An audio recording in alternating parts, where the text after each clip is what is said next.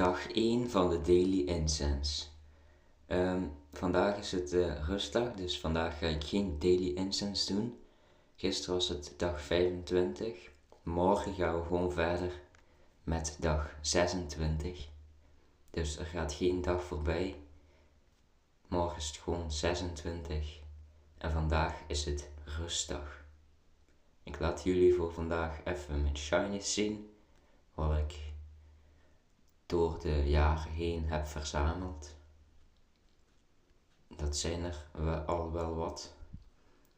En dan zie ik jullie morgen voor dag 6. Dag.